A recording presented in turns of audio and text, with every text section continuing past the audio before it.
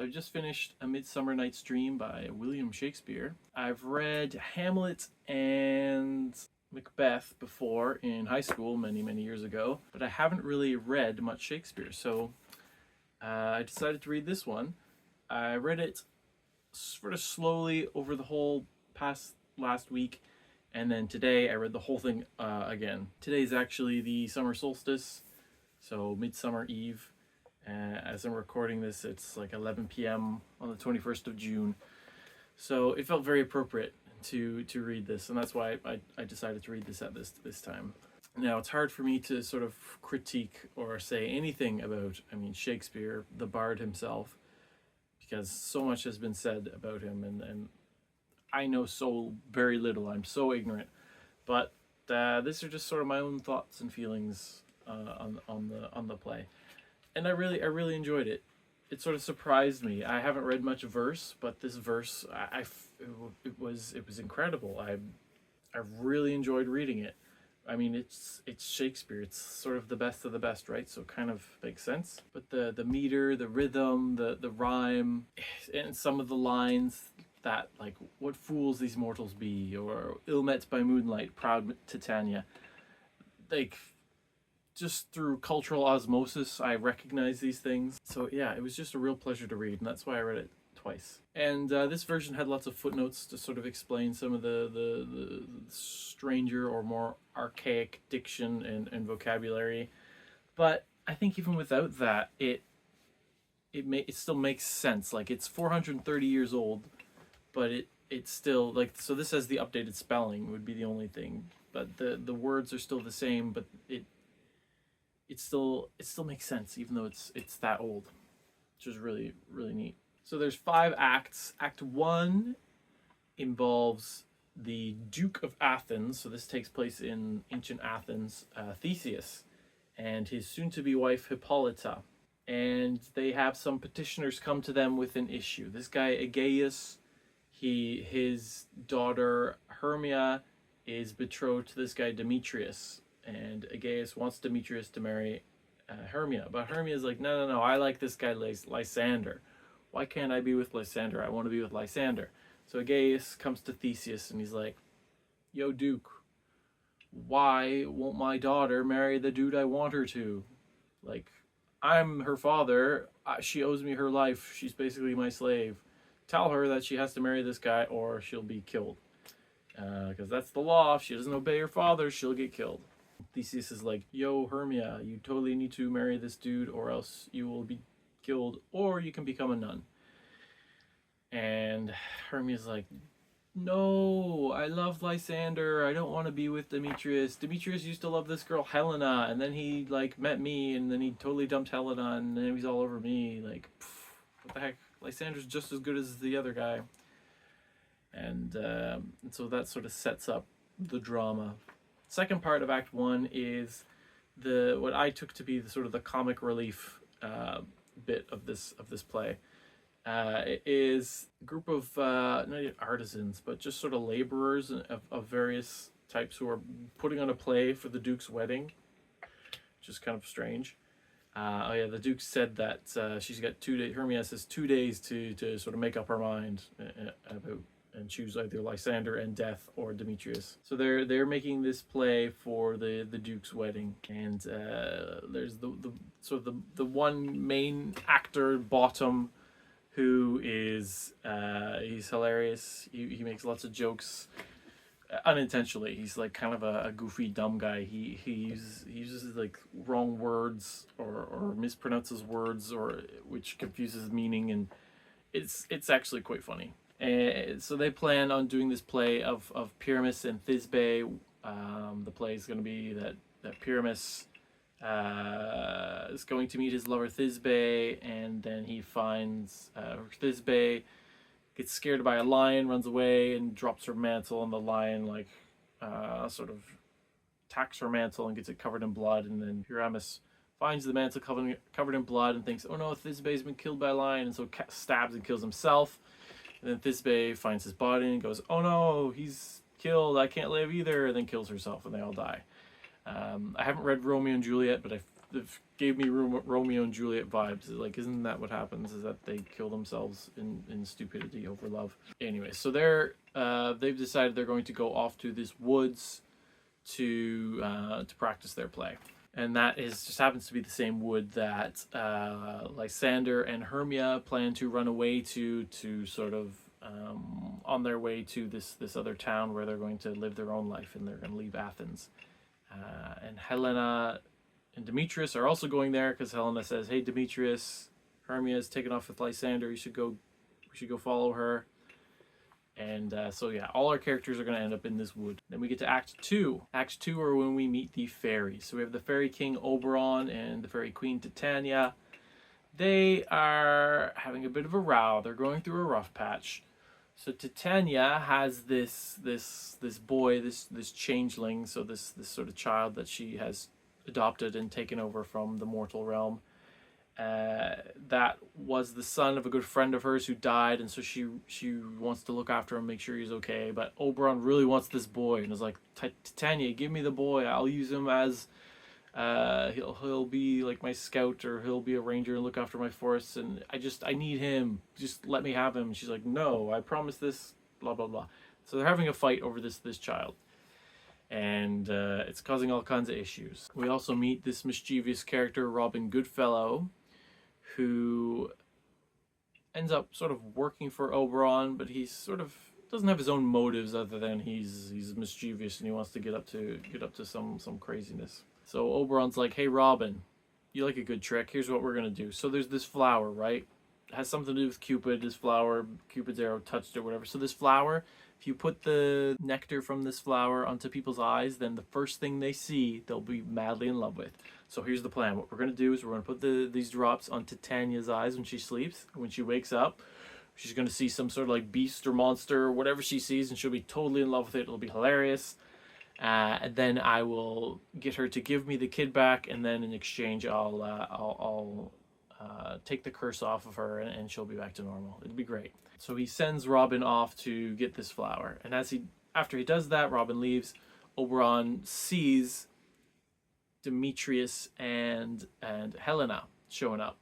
So Helena is madly in love with Demetrius, but Demetrius is madly in love with Hermia.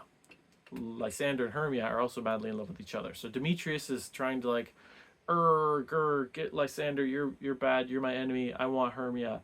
And Helena's like, no, why can't you just love me? When Robin gets back, Oberon's like, hey, I met I saw these Athenians that they totally should be in love. So you should also take some of the nectar and put it on the Athenian's eyes, so that when he wakes up, he'll see that girl, and then he will love her, and she already loves him, and it'll be great. It'll all work out. We'll just solve that little problem. So Robin's like, yeah, sure, no problem. So Oberon puts the drops on Titania's eyes. Robin goes out, he's looking for an Athenian. He comes across Lysander and Hermia. He puts the drops on Lysander's eyes. And who does Lysander see when he opens his eyes? But Helena. So then Lysander falls in love with Helena, even though he was already in love with Hermia, who loved him, and they were a perfect couple, soulmates. Now, chaos is going to ensue, because Demetrius loves Hermia, who loves Lysander, who loves Helena, who loves Demetrius. It's like a weird, crazy figure eight of love. Meanwhile, Robin has also come across the people putting on their play, and he's like, hey, I'm going to do a trick. And he changes Bottom's head to be that of a donkey. So Bottom now has an ass's head, bottom ass. It's funny. It actually is kind of funny. And so the rest of the play troupe are like, what the heck? And they scream and run, and Bottom's like, what are you running for? Hey, we got a play to put on. And he stumbles upon Titania, who wakes up, sees Bottom, this like mortal man with a donkey's head, and is like, I love this guy. I'm madly in love with you. Great. Hilarious. We've bled over into Act 3 now, by the way. And so Robin reports back to Oberon's like, yeah, I put the dewdrops on the Athenian's head, and now he's in love with this girl. And all these show up. So Lysander, Demetrius, Hermia, and Helena, they all show up. And Oberon's like, oh no, you put the nectar on the wrong guy's eyes, and now everything's all mixed up. What are we gonna do? So then he rectifies it by putting the drops onto the correct guy, so Demetrius's eyes. So then Demetrius wakes up, sees Helena and is like, "Oh, I love you, Helena." And even though Helena loves him, she's like, "What the heck's going on? You guys are awful. First of all, you all love Hermia and think she's great, and you hate me. And what's wrong with me? And now you're all both pretending that you both love me. Very funny, not funny at all. This is horrible. Why are you doing this?" And they're like, "No, we totally all love you." And so now Demetrius and Lysander are back to fighting each other because they both love, instead of Hermia now, they both love Helena. Then Hermia wakes up and is like, "Lysander, what the heck are you doing?" And Lysander's like, "I hate you, Hermia. I'm all about Helena now. Leave me alone." And Hermia's like, "What? Why are you doing this?" And Helena is starting to hate Hermia because Helena's like, Why did you turn the men who love you against me? And now they're mocking me." And yeah, chaos. But they all fall asleep, and then Oberon sort of fixes it by putting something on Lysander's eyes so that Lysander will then be sort of fixed of the curse or whatever, and love his true love again, the person he loved in the beginning, who loves him equally, Hermia. So now when they wake up, Hermia will love Lysander, Lysander will love Hermia. Helena will love Demetrius, Demetrius will love Helena. Two couples, everyone's totally happy. And also, because Titania is in love with Bottom and is like on this crazy nectar drug thing, she just gives up the boy to Oberon that he wants. So the whole reason for their schism, this boy that Oberon wanted, Titania just gives it to him because she's on love drugs. And so Oberon fixes her, and she wakes up and is like, why was I in love with an ass? Actually, I love you, Oberon. Let's get back together again. Cool. No mention of the changeling child that caused the whole issue in the first place. And then Robin removes the donkey's head from Bottom, and great. Everything's looking great. Bottom then meets up with the rest of the people who are going to put on the play, and they're all like, "Oh no, what are we going to do? We need Bottom. He was like our star player. Without him, without Paramus, like the whole thing falls apart." And then Bottom shows up. He's like, "I'm here, guys. Let's get to work. We've got a play to put on." They're all like, "Yay!" And they all get ready for the play. So Duke Theseus and Hippolyta and Aegeus, they all show up in the woods because they're just, out touring the royal forest. And they come across the lovers, Demetrius, Lysander, Helena, Hermia, and they're like, "Oh, hey, what are you guys doing here? Oh, Hermia, by the way, your 2 days are up, so you have to decide now who you're going to love." And she's like, "I still love Lysander." And Lysander's like, "I still love her." And Aegeus, her father's like, "Well, guess you got to die then." But then Demetrius is there, and he's like, "Actually, I don't love her anymore. Back to loving Helena, so it's totally cool."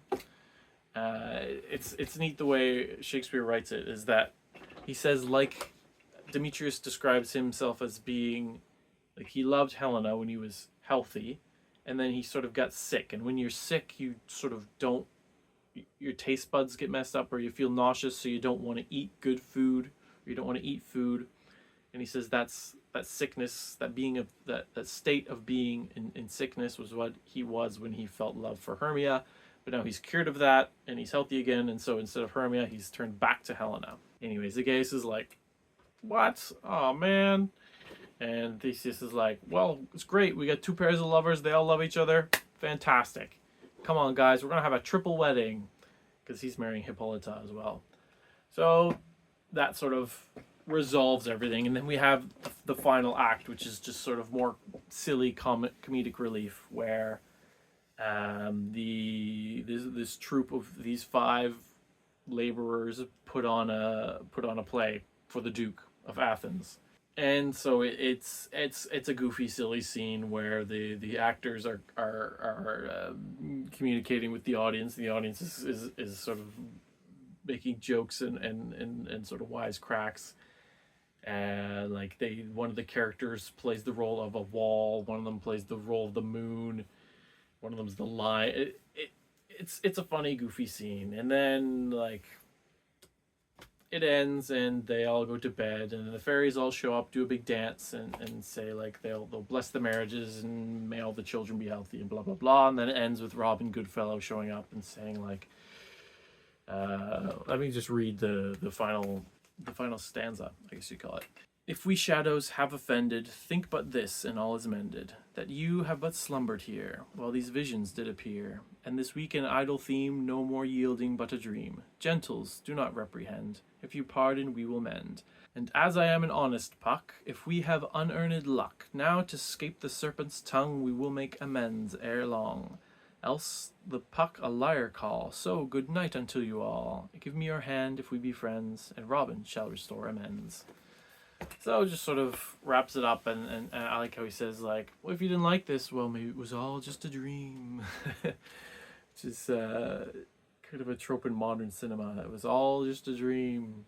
So that was the very fun A Midsummer Night's Dream by Billy Bob Shakespeare. I think I should read some more Shakespeare. Some of his historical plays I think I'd like. I like history, like Henry IV. Actually, I think I did read A Comedy of Errors. That's Shakespeare, isn't it? That was funny, with the twins getting confused. Anyways, he's highly regarded for a reason. That was some Shakespeare.